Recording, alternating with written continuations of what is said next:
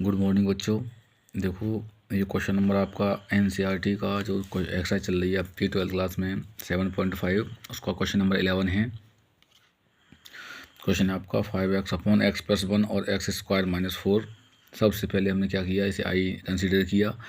ये 5x upon X plus 1 और ये एक्स स्क्वायर माइनस 4dx। यहाँ देखो एक्स का स्क्वायर है, ये -2 का स्क्वायर है, ए स्क्वायर माइनस बी स्क्वायर से एक बार जोड़ दिया और घटा दिया। अब क्या करना है, ये 5x upon X plus 1 x plus 2 और एक्स माइनस 2, इसे हमने पार्शियल फ्रैक्शन ब्रेक कर दिया। ब्रेक कैसे करते हैं, A upon X plus 1 plus B upon X plus 2 plus C upon X minus 2। अब क्या करना है, अब इसका तीनों का लिया हमने एलसीएम। ये देखो एलसीएम ले लिया। यहाँ एक्स प्लस 1 गया, एक्स प्लस 2 और एक्स माइनस 2 का मल्टीप्लाई ए में कर दिया। यहाँ एक्स प्लस 2 गया, एक्स प्लस 1 और एक्स माइनस 2 का मल्टीप्लाई बी में कर दिया। यहाँ एक्स माइनस 2 गया, एक्स प्लस 1 और एक्स प्लस 2 का मल्टीप्लाई देखो सी में कर दिया। अब क्या करना है, तो देखो ये कट जाएंगे, ये नीचे वाले कैंसल। यहाँ बचेगा 5x और ये क्या है, इसको a प्लस बी और ए माइनस बी से खोलेंगे तो ए स्क्वायर माइनस बी स्क्वायर से ये एक्स स्क्वायर माइनस 4 हो जाएगा, प्लस बी।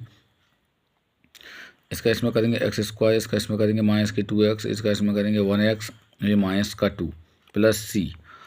एक्स का एक्स में करेंगे x square plus 2x plus x plus 2।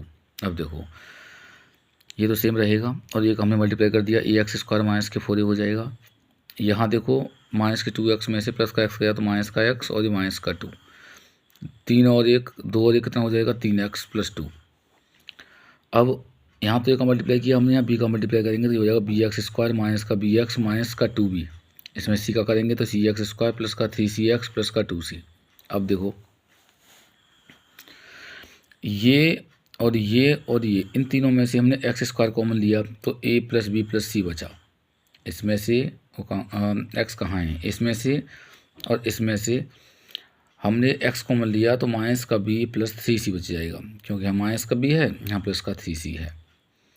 यहाँ कांस्टेंट माइनस के 4a है, यहाँ कांस्टेंट माइनस का 2b है और यहाँ कांस्टेंट प्लस का 2c है। तीनों को साथ ले लिया। कंपेयरिंग बोथ ऑफ साइड, जब दोनों ओर का कंपेयर करेंगे तो एक्स स्क्वायर इधर नहीं है तो a प्लस बी प्लस सी की वैल्यू हो गई 0। इसे इक्वेशन नंबर फर्स्ट मान लेंगे। माइनस बी प्लस 3c की वैल्यू होगी 5, माइनस बी प्लस 3c की वैल्यू होगी 5 और ये माइनस के 4a माइनस का 2b प्लस का 2c इधर नहीं है कांस्टेंट, तो ये हो जाएगा 0। अब देखो इन्हें क्वेश्चनों को देखो, तीन इक्वेशन हमारे पास, फर्स्ट सेकंड थर्ड। यहाँ बी और सी है तो यानी हम ए को, इन दोनों में से ए को हम ख़त्म कर लेते हैं। उसके लिए हमने क्या किया, इक्वेशन फर्स्ट में 4 का मल्टीप्लाई मारा और इक्वेशन थर्ड में 1 का मल्टीप्लाई किया। 4 का मल्टीप्लाई करने के बाद ये हो जाएगा 4a plus 4b plus 4c equal to 0, जो कि मैंने यहाँ लिख दिया है। 1 का करने पर कोई इफेक्ट नहीं पड़ेगा, सेम इक्वेशन आ जाएगी। ऐड करने पर ये कट जाएंगे, यहाँ ऑन एडिंग, और इससे दोनों को ऐड करेंगे तो 2b बचेगा, इन दोनों को ऐड करेंगे 6c, 0 को 0 ऐड करेंगे 0 आएगा। इन दोनों में 2 कॉमन ले लिया तो b plus 3c equal to 0 और ये 0 पहुँच गया 2 तो b plus 3c equal to 0। Equation number 6 नाम आ गया इसका। From equation number second and equation number 6। देखो सेकंड वाली इक्वेशन जो थी हमारी, सेकंड इक्वेशन ये वाली ये ले ली और ये आपकी जो बन के आई है ये ले ली, सेकंड और ये 6। एडिंग करने पर ये प्लस माइनस b कट गया, इनको ऐड किया 6c और इनको ऐड किया 5, तो यहाँ से c की वैल्यू आ गई 5/6, जो कि मैंने यहाँ लिख दिया है, c is equal to 5/6। Putting the value of c in equation second, minus b plus 3 into 5/6 is equal to 5। ये 2 टाइम्स कैंसिल हो जाएगा, जब इधर ट्रांसफर होगा तो ये नेगेटिव हो जाएगा। नेगेटिव होने के बाद यहाँ तो माइनस का b है ही है हमारे पास, ये हो जाएगा 10 माइनस 5/2, तो 10 में से 5 गई तो 5 बचे और ये माइनस का 2 b गया, माइनस से आया था तो माइनस के 5/2 हो गए। Putting the values of A and B in equation first, A और बी की वैल्यू आ गई और ये वैल्यू हमने इक्वेशन नंबर फर्स्ट में यहाँ लगा दी। लगाने के बाद हमें क्या मिलता है, ए की वैल्यू तो हमें निकालनी है, बी की वैल्यू लगा दी, सी की वैल्यू लगा दी। जब ये इधर जाएंगे तो ये प्लस का तो माइनस का तो हो जाएगा प्लस का, और प्लस का हो जाएगा माइनस का। इनका एलसीएम ले लो 6, 2 3 जा 6, ये 15, 6 1 जा 6, ये 5, 15 में से 5 गया तो 10/6 और ये 5 टाइम और ये 3 टाइम 5/3 आ गया।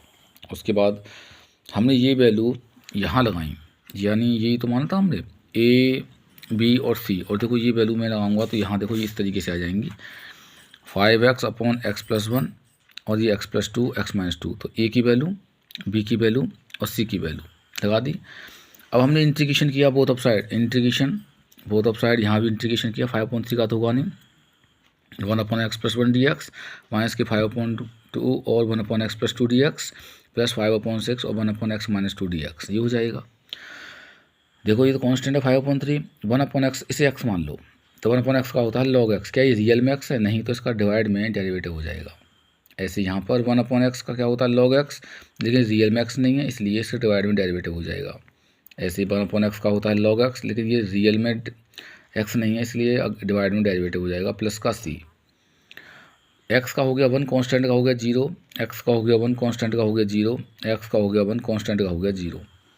1 का मल्टीप्लाई करने पर c में कोई इफेक्ट नहीं पड़ेगा। 5/3 log x प्लस 1 माइनस के 5/2 log x plus 2 plus 5/6 log x minus 2 plus c, यानी इसका जो इंटीग्रेशन चाहिए था हमको, ये इंटीग्रेशन दिखा रहा है आपको, ये इसकी ये कैलकुलेशन करने के बाद आंसर मिला, यही आपका आंसर है। Thank you all of you.